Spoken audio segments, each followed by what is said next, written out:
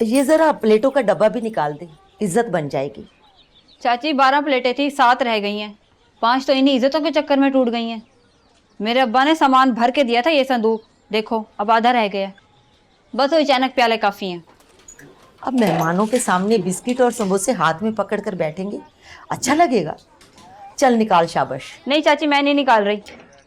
अब्बे की निशाने में से जब भी कुछ टूटता है तो लगता है जैसे उसकी कब्र टूट गई। बस जल्दी कर, ये ना हो कि हम यहीं पे खड़े रहें और मेहमान दरवाजे पर पहुंच जाएं। मीनू से कह दो वो ला देगी कहीं से मेज़ और प्लेटें। इस गांव में मेज कहाँ से मिलेगी तुझे पुत्र? क्यों ढूंढती फिर रही? अम्मा का हुक्म है, लड़के वालों के घर में मेज़ देखाई है, उन पर रोब डालने के लिए मेज़ की फरमाइश कर रही है। अब मलक नादर के डेरे पर पड़ी है कि मेज? अब मैं अपने तुझे 2 शागिर्द देता हूँ, उन्हें साथ अपने ले जा वहाँ पे और उठा के ले आ वहाँ से। अब इतनी दूर कौन जाए मौलवी जी, 2 घंटे तो लग जाने आने जाने में, मेहमान आने वाले हैं घर पे। अफजल की डिस्पेंसरी में है एक। चाचा अफजल तो मुझे देखते साथ ही जहर का टीका लगा देगा। कोई और तरकीब सोचो, किसी और के घर पे देखिए। अल्लाह के घर में है एक चीज़, मेरा ख्याल है उससे तेरा काम चल जाएगा। तू प्लेटें जमा कर, जल्दी से वापस आ, मैं तेरे लिए मेज़ निकलवाता हूँ।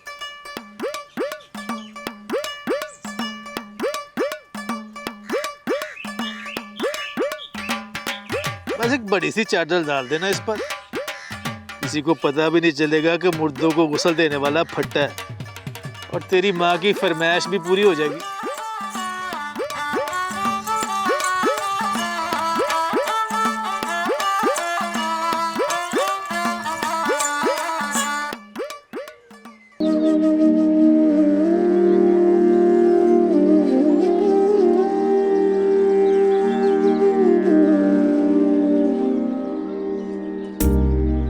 मोहब्बत करने वालों की तिजारत भी अनोखी है, मुनाफा छोड़ देते हैं, खसारे बांट लेते। लड़का अच्छा है, देखने में भी अच्छा है और बोलने में भी। मुझे यकीन है कि तू वहाँ खुश रहेगी। इस यकीन की कोई ख़ास वजह? मेरा दिल कहता है बेटा कि तुझे वहाँ किसी चीज़ की कमी नहीं होगी। शरीफ लोग हैं, खाते पीते हैं, और वहाँ 2 काम करने वाले भी हैं। तुझे कुछ नहीं करना पड़ेगा। एक नंद है और वो भी तेरी सहेली। अल्लाह के हुक्म से बड़ी आसान जिंदगी गुजारेगी तू। चल चल मुझे छोड़, अब जल्दी से तैयार हो जा, मेहमान आने वाले हैं। बल्कि मैं नौलखी से कह देती हूँ, वो तुझे तैयार कर देगी।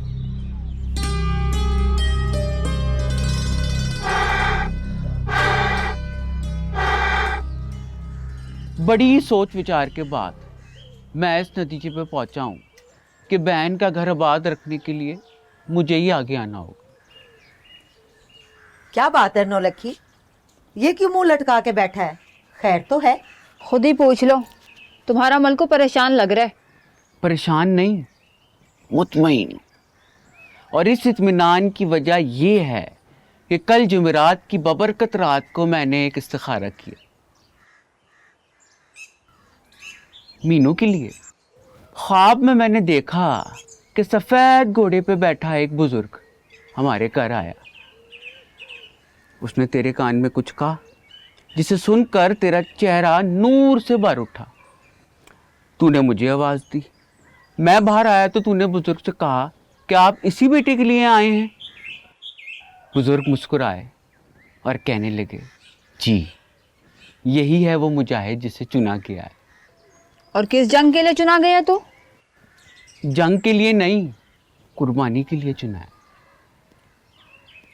बुजुर्ग ने तुम्हें हुक्म दिया है कि जिस घर में मीनू का रिश्ता चल रहा है उधर मुल्कू की भी बात कर दो, और ताकि वट्टे सट्टी की बरकत से दोनों घर आबाद रहें। उसके बाद वो घोड़े पे बैठे तुगड़ुक तुड़ुक तुड़ुक तुड़ुक और बादलों में गायब हो गए। समझ रही हो चाची?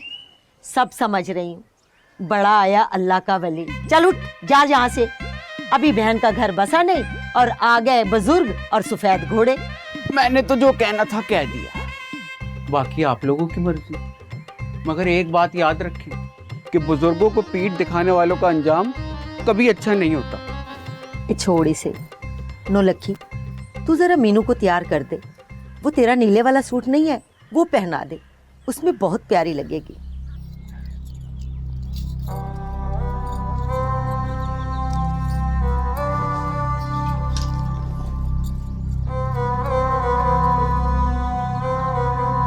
अब आ भी जाओ, मेहमानों ने 2-4 दफा तुम्हारा पूछ लिया है। बस 5 मिनट अम्मा, तुम उनको बातों में लगाओ, हम आ रहे हैं। मुनव्वर भाई, मीनू को देखते ही तुम्हारे होश उड़ जाएंगे। इतनी खूबसूरत लड़की सारी ज़िंदगी नहीं देखी होगी आपने। खूबसूरती नहीं, खूबसूरती चाहिए मुझे। आज तो बड़े चमक रहे हो मुनव्वर, क्या लगा के आए हो मुंह पर? कुछ नहीं खाला, सिर्फ मुंह ही धो के आया हूँ। ये तो मेरे मुनव्वर के अंदर का नूर है जो चेहरे पे चमक रहा है। क्यों मुनव्वर? जी माँ जी, बिल्कुल ठीक कह रही हैं आप। जल्दी हाथ चलाओ यार, देर हो रही है। अरे वक्त तो लगेगा पार्टनर, जिंदगी में पहली दफा फेशियल जो करा रहे हो। तुम्हारे चेहरे पर नूर की किरणें लाने के लिए बहुत मेहनत करनी पड़ेगी, इसी से तुम्हारे मुंह का असली कलर निकलेगा। वो क्या है ना, हीरा असल में पत्थर होता है और उसे कारीगर की रगड़ाइयाँ जो है हीरा बनाती हैं। मुझे तो रिश्ता देने के लिए तैयार लग रहे हैं ये लोग। बस आज ही बात पक्की करना और शरीकों को पता ना लगने देना। खाला बिल्कुल ठीक कह रही हैं अम्मा, बड़ी बुआ ने भी तो मेरे 2 रिश्ते खराब कराए थे। अरे उसी बजात के बारे में तो कह रही हूँ, कहीं ऐसा ना हो इनको सच बता दे कि मुनव्वर वकालत नहीं पढ़ रहा, वकील का मुंशी है। आ रही है, शर्मा रही थी। मैंने उसे समझाया है कि आ जाओ, लड़का पढ़ा लिखा है, कोई खा नहीं जाएगा तुम्हें। चाची हम आ रहे हैं।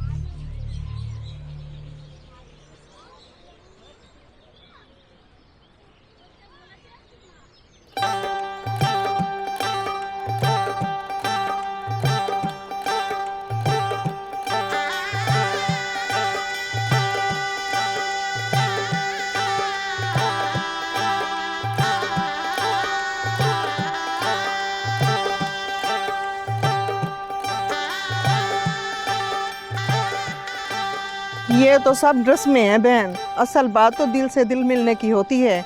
हमें तो मीनू बहुत पसंद है, हमारी तो कल भी हाँ थी, आज भी हाँ है। क्यों मुनव्वर? जी अम्मा जी, सही कह रही हैं आप। तो बिस्मिल्लाह करें बहन, अपनी शर्तें बताएं। हमारी शर्तें क्या होंगी बहन? हम तो बस ये चाहते हैं कि हमारी बेटी खुश रहे। तो बस फिर मैं अपने घर के मर्दों को भेज देती हूँ, वो आपके घर वाले और आपके बेटों से बात कर लेंगे। बेटों से पहले मैं आपके बेटे से अकेले में बात करना चाहती हूँ।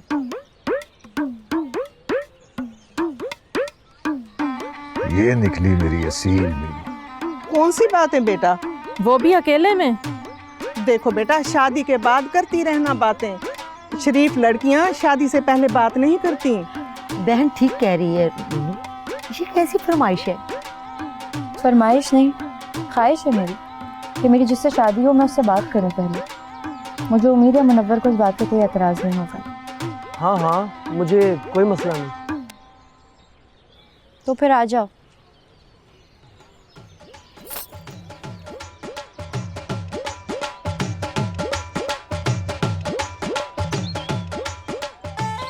सलामुअलैकुम जी।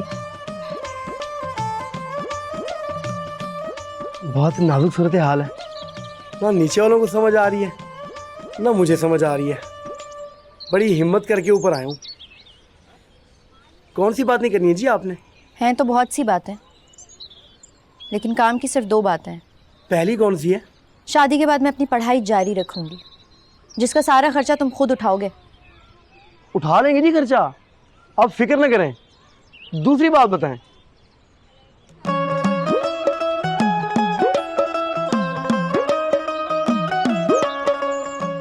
उठो अम्मा, चले यहाँ से, मुझे इस लड़की से शादी नहीं करनी। पर हुआ क्या बेटा?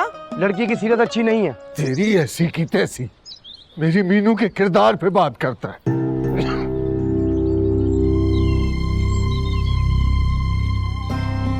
उठो अम्मा, उठो खाला, चलें। उठो बहन, चलें उठो।